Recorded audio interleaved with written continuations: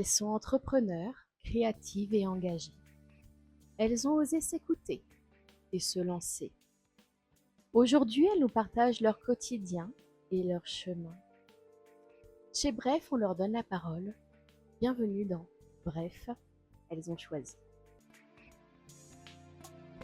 Bonjour Isabelle. Bonjour Célia. Alors, que fais-tu dans la vie? Alors je suis paysagiste, conseil et conceptrice de jardin.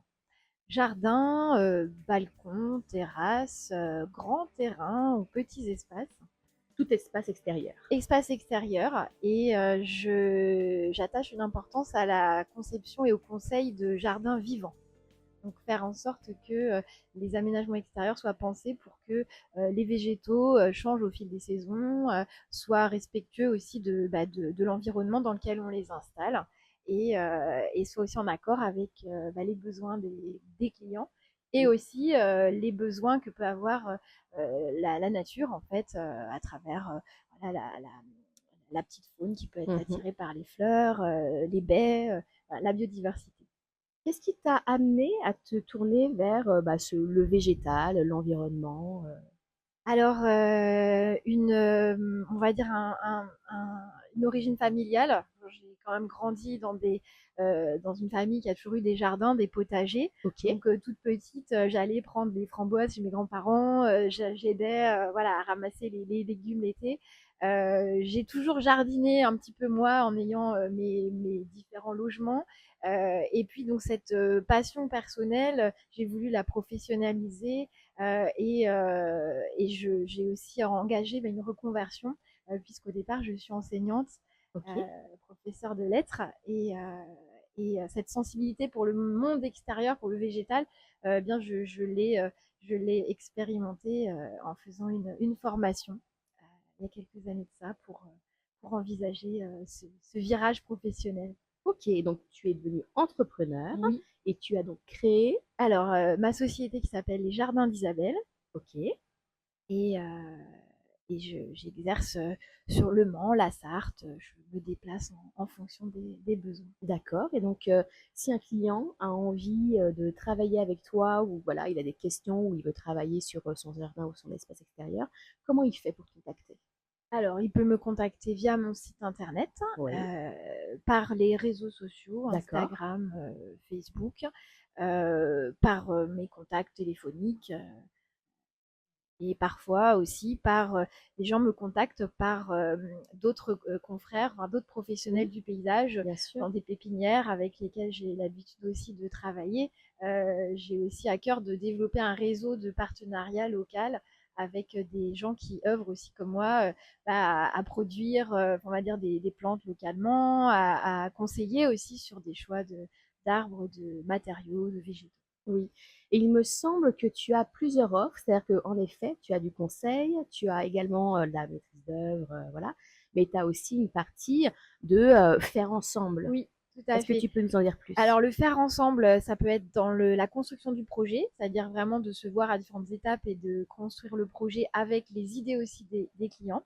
Faire ensemble, ça peut aussi être faire ensemble, mettre les mains dans la terre, jardiner. Ok. Et là, ce sont des prestations de jardinage, petits entretiens de jardin, durant lesquels je fais avec la personne qui peut soit avoir besoin d'un petit coup de pouce parce que physiquement elle n'est plus en capacité de faire Bien ce sûr. travail de se mettre à quatre pattes, de désherber, de Tout à tailler, fait. ou parce que c'est quelqu'un qui n'a pas les connaissances parce que voilà, un néo-jardinier ou quelqu'un qui arrive dans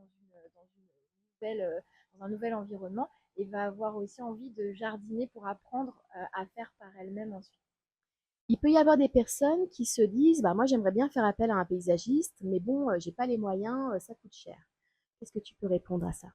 Alors, on peut, j'apporte en fait, moi, à travers le projet qu'on va faire avec les clients, je peux travailler aussi en lien avec un budget, c'est-à-dire voir pour faire penser des aménagements en essayant de penser à l'enveloppe globale que Mm. ça peut coûter après. Après, moi, je ne fais pas de chiffrage puisque Oui. je ne suis pas une entreprise de réalisation, mais j'ai des idées, des notions et on peut tout à fait concevoir un projet qui correspondent à un budget, mais en adaptant après hein, ce qu'on va pouvoir mettre dedans.